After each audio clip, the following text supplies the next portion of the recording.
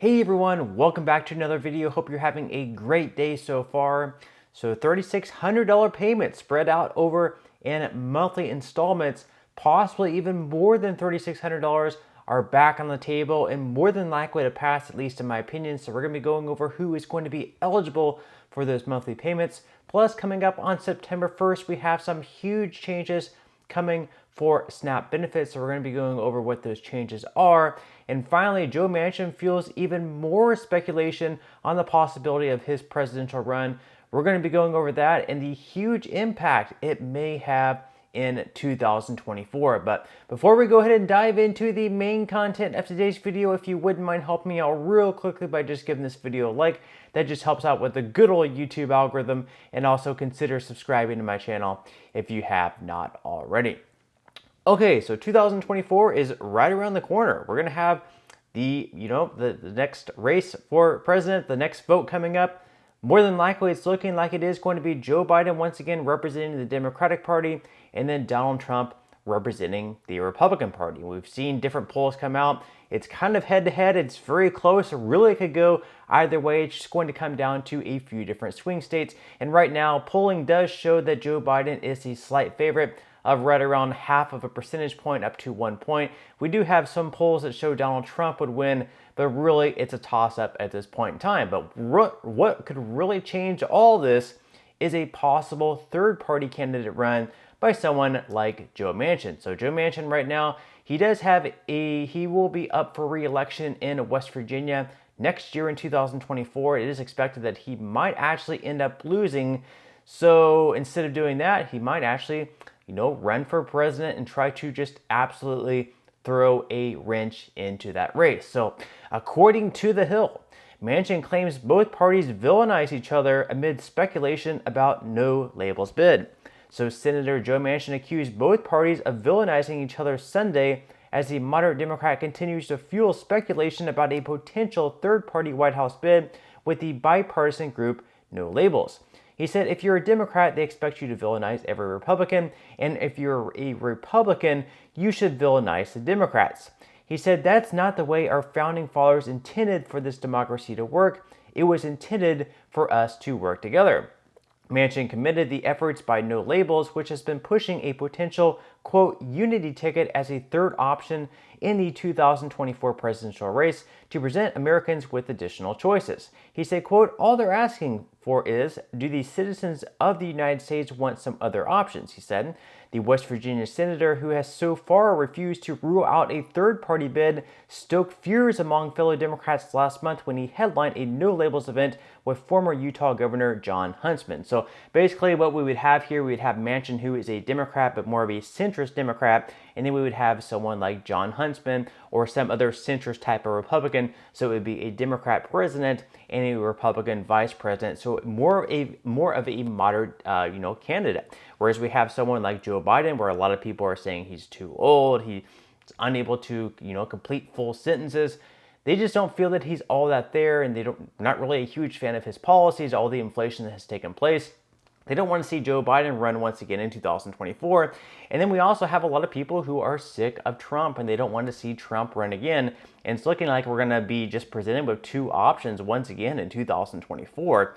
Whether you like either candidate or whether you hate either candidate, some people just, want other candidates to choose from. This is what they're wanting to do is to provide Americans with more choices. And whether or not you like Joe Manchin, whether or not you hate Joe Manchin, there are going to be some people in the middle who perhaps decide to vote for Manchin and whoever he decides to run with, if they decide to run, just because they're sick of both candidates in Joe Biden and Donald Trump. So we can look at polling here. Right now, if it's just going to be Joe Biden versus Donald Trump in 2024, once again, we can look at all the polling, and it shows Biden, more than likely going to win by right around 1 to 3 points there. We do have one poll there at the bottom by the Messenger Harris X where Trump is a winner by 4 points, but by the majority of those polls, it does show that Biden is going to be the favorite, so we'll have to wait and see what ends up happening.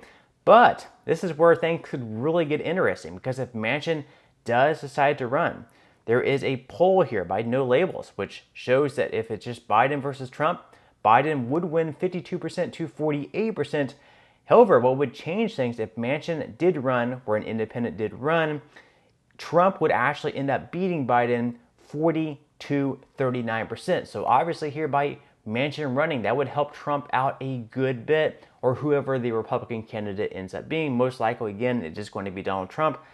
So it looks like if Manchin or some other independent candidate does decide to run for no labels, that could pick up enough, moderates in there in the center left to vote for them instead of Biden, therefore allowing Donald Trump to win. Now, in some other news, of course, coming up on September 1st, we have some pretty huge changes coming for SNAP benefits this year and then again next year in 2024. So according to The Hill, SNAP changes coming September 1st. The changes only affect one group of SNAP recipients, able-bodied adults without dependents ages 50 to 54. So those people between the ages of 18 and 49 already need to prove they are working at least 80 hours a month, pursuing an education or in a training program to qualify for SNAP for more than 3 months. Now, starting on September 1st, able-bodied childless workers who are 50 years old will also need to meet those work requirements to receive SNAP benefits. And then starting on October 1st, the age requirements will be expanded up to 52.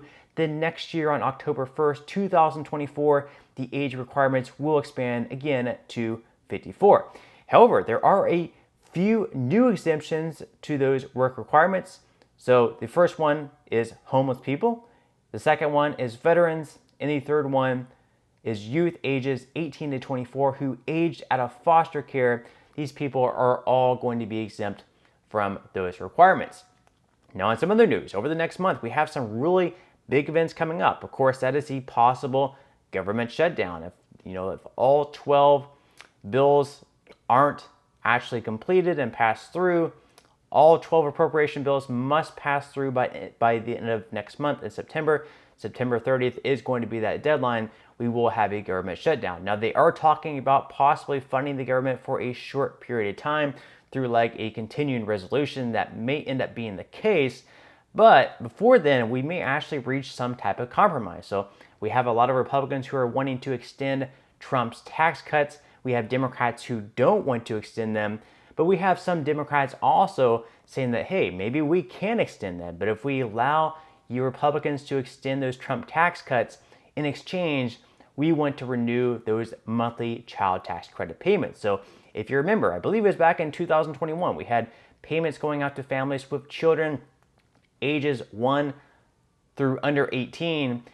And depending on the age of the child, you would either receive a monthly payment of $250 per child or $300 per child. So it was going to be $300 per child for parents with children ages, birth through 6, and then anyone between the ages of 6 through 17, they would be receiving $250 monthly payments. Now, we don't just have Democrats on board with this idea. We actually have a lot of Republicans as well in those states where, it could really go either way and they could actually end up losing the race to their Democratic counterpart. So in those close races, we actually have a lot of Republicans on board with this plan, and it actually makes a lot of sense for Republicans to be in favor of these child tax credit payments. But really, there is just one problem. So some House Republicans defending vulnerable seats in the 2024 election are working on an expansion of the child tax credit and view it as a priority in discussions about broader tax legislation this fall. The GOP interest in playing a more active role to boost the benefit for families with children this year is bubbling up from at-risk freshmen and centrist groups in the party who view the child credit as an important policy tool that has across the aisle support.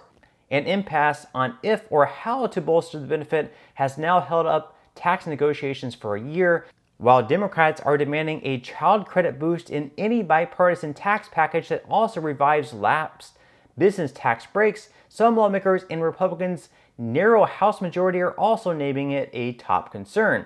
So a handful of these Republicans proposed a bill to increase the maximum benefit to $4,500 per child for the youngest kids and $3,500 for children age 6 and up. That's up from $2,000 for children under age 17 in current law. The measure would also allow more access to the benefit for the lowest income families, though it maintains an earnings requirement. So, I have to say, once again, this makes a lot of sense for the Republican Party to be backing these monthly payments, because we know Republicans are, extremely, for the most part, pro-life. They want parents to have kids. They're very against abortion.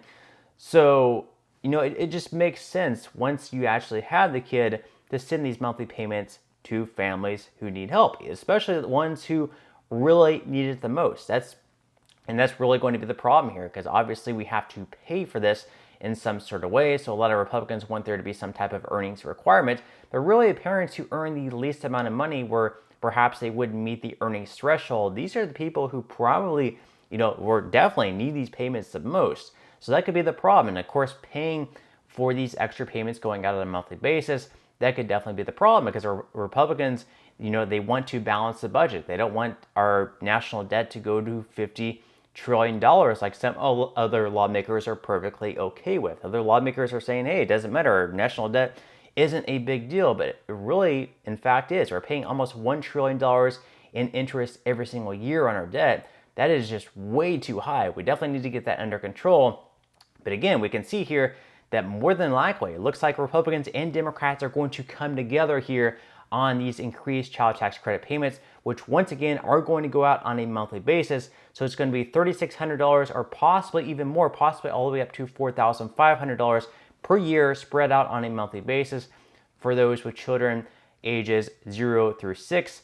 And then for those between the children between ages 6 and 17, those payments are going to be anywhere but probably like $250 per month. Once again, that is going to be per child. So pretty big news there, of course. I didn't think this was actually going to happen at the beginning of the year, but it does look like they are going to come together. They're going to exchange those tax breaks for the child tax credit, something that we're definitely going to have to keep our eyes out on as we go into September. More than likely, they are going to get this done at some point next month. But that's all the news that we have for today's video. I certainly hope that you enjoyed and found value out of it. If you did, again, I would greatly appreciate if you could give this video a like. Consider subscribing to my channel if you have not already, and I will see you in the next video.